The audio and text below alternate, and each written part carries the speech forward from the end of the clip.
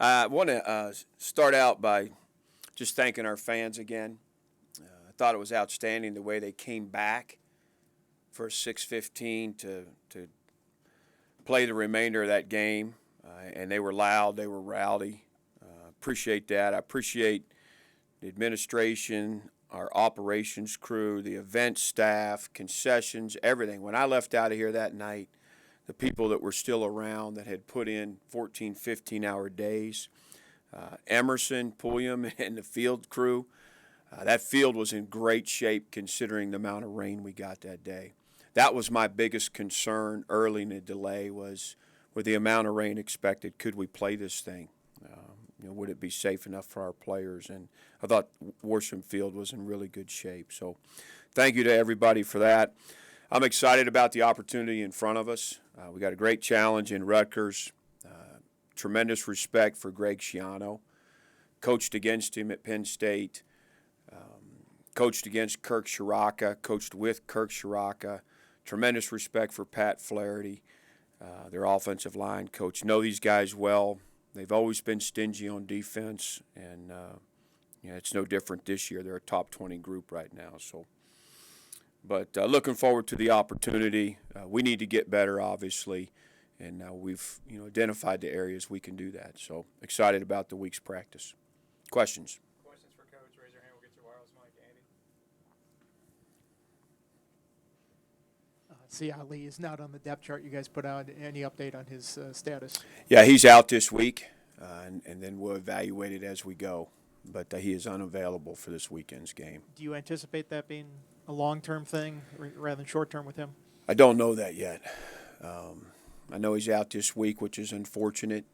They only have him 2 plays in the game after the game he had in the opening week. But, we'll have to continue to evaluate his situation. Grant was dealing with an ankle, looked like Jalen looked like he had a hamstring. How are they right now? Yeah, I think I would say they're all questionable. It's early in the week. We'll evaluate those guys as the week goes. That's Jalen, that's Grant, that's Nasir. Burgos had an elbow deal.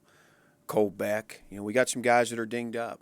And, they've been getting a ton of treatment and worked at it on Sunday and Monday. And, we'll see how things go today and tomorrow. You've talked about trying to get this running game going. It's a pretty stingy defense against the run. I think it's like 40 yards a game so far this year. How challenging is that, and what do you need to do better in that front? Yeah, I don't want to say too much, but you're absolutely right. We have to be better there. I think it's about mixing up our run plan, our run selection. I think we've got a back that proved he's capable of making people miss. He's done that for 2 weeks. I think we've got a back in Malachi that can get some hard-earned runs and be physical. And, so I think we have to have a good plan. What makes the most sense against this Rutgers bunch? What are the runs that make the most sense? And, we got to continue to get better up front. I think we're improved over last year. We've got to go play to the level I think we're capable of up front. And, so that's obviously was a point of emphasis Sunday and Monday. Brent, you look at Rutgers' offense. The numbers don't jump off the screen, but time of possession-wise, I think they're second in the nation at 36 minutes. Third down conversion percentage very high. They've converted on all 3 of their fourth downs. What's a challenge for getting them off the field? Yeah, I tell you, just knowing Coach Shiraka, very methodical, great preparation. When I coached against him, when I coached with him, just very diligent in his study. And being good at what they do, at staying on schedule. They pride themselves on that.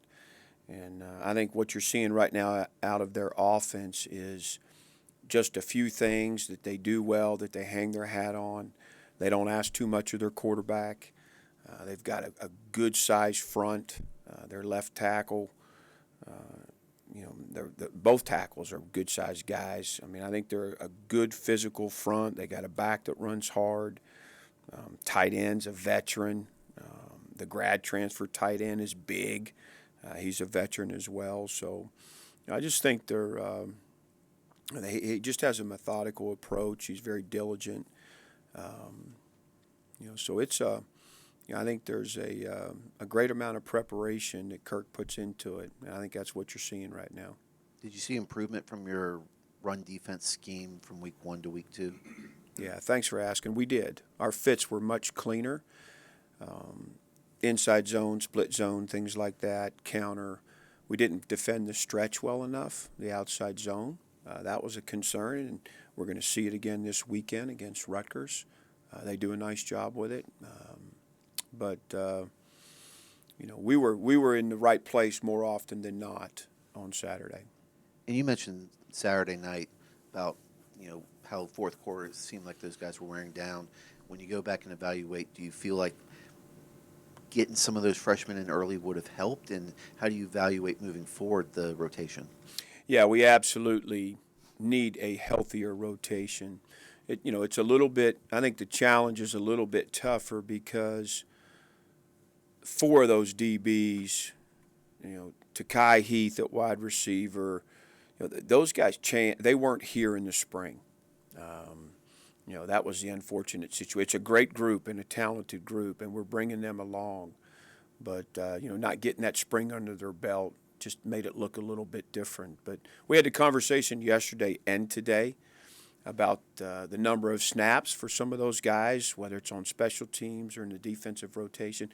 We had too many guys defensively play too many snaps, and we got to make some adjustments there.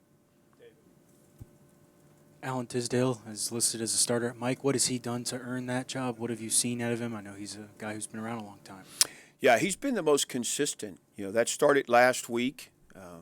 We weren't necessarily disappointed in JK in week 1. We just wanted to see, from a communication standpoint, leadership standpoint, we wanted to give Alan a shot through the week. And through the week, he earned the job.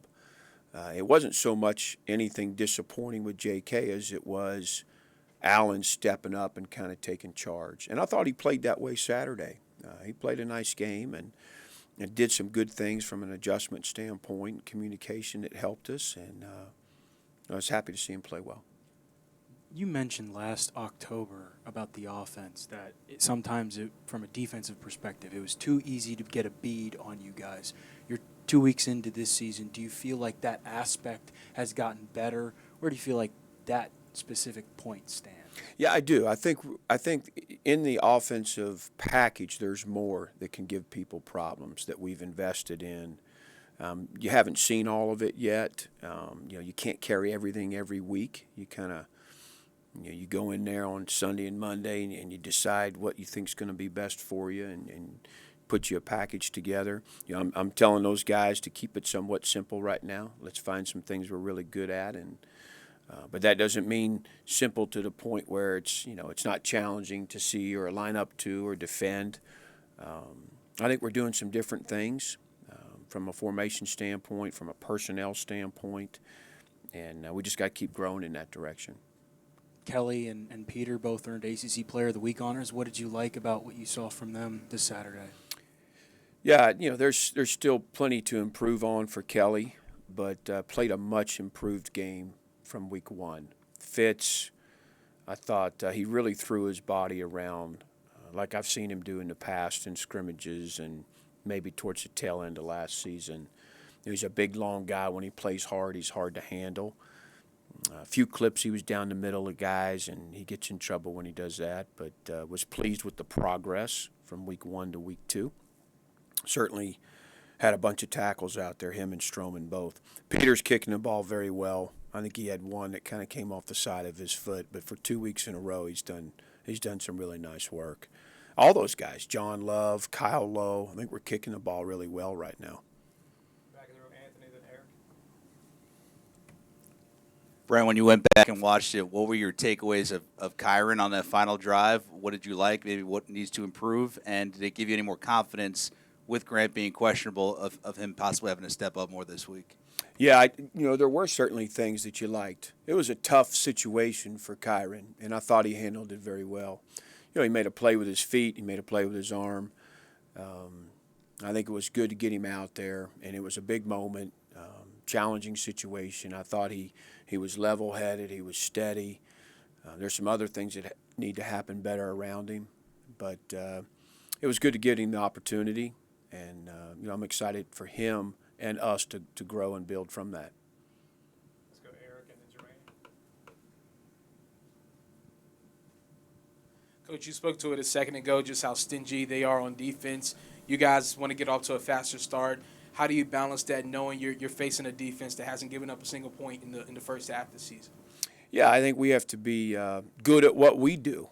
There's areas we have to be better at, be better in, and we're going to invest the time there.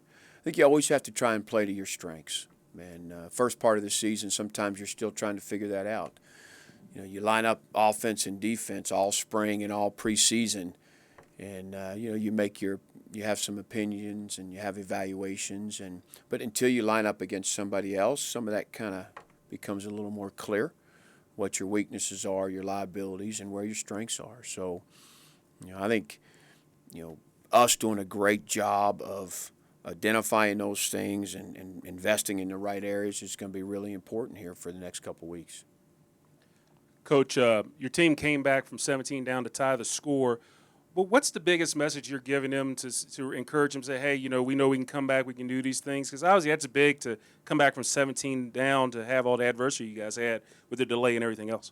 Yeah, like most things, right, there's the good and the bad to it. And the slow start got us in the hole. We can't live in that world. It's a lot to overcome. We were fortunate.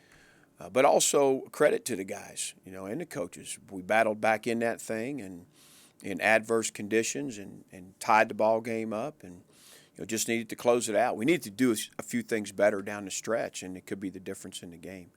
But, I don't want to take any credit away from Purdue. I thought they had a nice football team. And, like I said, post-game, these guys are, just a couple games away from playing in the Big Ten championship and, some proven guys on that field. But I was proud of the way we battled back. I think that's a sign of a good football team. Those are qualities you look for, and it just didn't go the way we wanted, at the end there. Front row, Andy. You talked about in the preseason how Kyron has a running ability that doesn't really show up in practice because you can't touch the guys like that. Is there an element of his game that you think could show up on Saturday that you need to see more of that you don't really get a sense of in practice all the time? And have you had players like that before where it's like you see them in practice, in the games, they have maybe a different level they can get to? Yeah, I think so, and that's why you have to make the commitment to play him. I think about a guy like Mansour. We really didn't have a good handle on the type of player Mansour could be last year. He was banged up all through camp. He was playing corner. Out of necessity, he got the opportunity. And then, all of a sudden he emerged and got better each week and had a nice freshman campaign. So I think not just a quarterback, but in any position, guys, when you put them out there on Saturdays under the lights and in front of the fans, how do they play? How do they perform? And, I was very pleased with the way Kyron operated.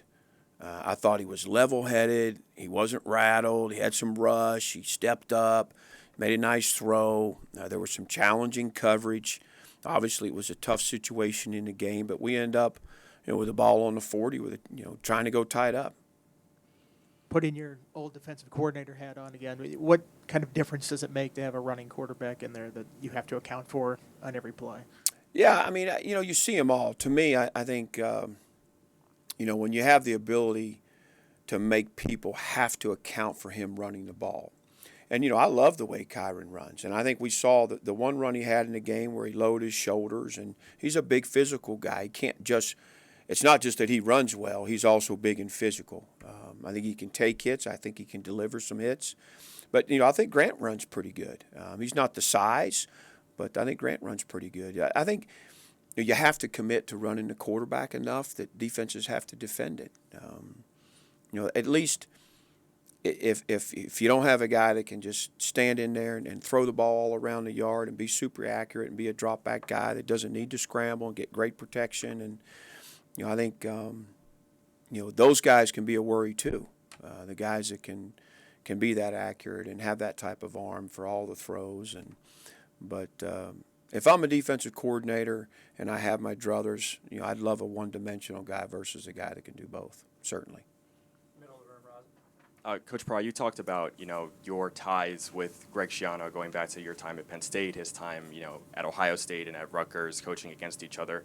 As a fellow defensive-minded guy with a defensive background, I want to get your perspective. What do you think it is about Greg Schiano that allows him to have, the success that he's had at a place like Rutgers? Yeah, I think Coach is the demeanor and the mindset that his kids play with. I think it starts there. I think there's similarities. And then secondly, they're very sound. There's not a lot of clips on film where you go, what is this? Or what is that? Or, what are they doing here? Or you see empty gaps and voided gaps. You don't see that with his defenses. I think they're aggressive and they're sound. Do you see anything, that you might have seen before when preparing a coach against him that you are maybe able to exploit going into this game? Yeah, I don't know if that's necessarily the case. It's been a few years. And, I was always more worried about their offense at Ohio State than I was about their defense. So, but, again, just a quality coach that, he knows Rutgers. He knows what's necessary, how to win there, what the ingredients are. So I'm not surprised to see him doing a nice job. Damien. Looking at the offensive line, you've played 4 guys every snap this year. Do you want to get more of a rotation in there, or are you happy with your starting 5 and then getting Brody some snaps? You must have been in our staff meeting this morning because the rotation was a hot topic. We had a bunch of discussion about guys who need to play more snaps. Sometimes as an assistant coach, you're just hesitant. You feel like every play is a difference in the game, and sometimes it can be. But we have to invest in our young guys. And, I basically said to the assistants, listen, I've got your back here. We got to intelligently roll these guys in the right places for the right amount of snaps and continue to grow their role. We've got to do that. It's a long season. And we've got good, talented young guys that just need experience. And where you're at in building this program, does the 4-game rule for redshirt come into play, or do you say, you know what, we need to build right now, let's see where it falls at the end of the season? Yeah, I think we're always going to be mindful of that. But we're also going to play, the guys that give us the best chance to win. And as each and every week, I think that's going to be a discussion. We've got some flexibility to maybe play 4 guys, somebody 4 games here, somebody else 4 games in that same kind of role, later in the season. You can kind of piece it together. But, it's nice they made the rule change now. You can play those guys in the season for 4 and then not worry about postseason. You don't have to save a game like you used to. So we got a bunch of guys that I see as the year goes are going to earn more and more playing time. All right, Zoom is having technical difficulties. Anything else in the room for Coach? One last one for Dave. Yeah, one more on Tisdale. What is he like off the field as a person? How has he maybe evolved since you've been here? I know the previous staff always talked about once he had his kid, he just became much more mature. Yeah, I would say that's definitely a trait of he gets upset with me because I call him Alan. And everybody calls him Tizzy or Tiz. And he said, why do you call me Alan? I said, because you're just so mature. You seem like Alan more than you seem like Tizzy. And he's just a great kid. He's very positive. He's got a good smile. He's one of those guys, he knows when to work and when to be serious and what the approach is. And then he also knows when to be lighthearted and have some fun. So he's a joy to be around. He's fun to coach. He's pouring everything he's got into this thing right now. Thanks, everybody. Thanks, Coach. Yep, appreciate you guys. Yep.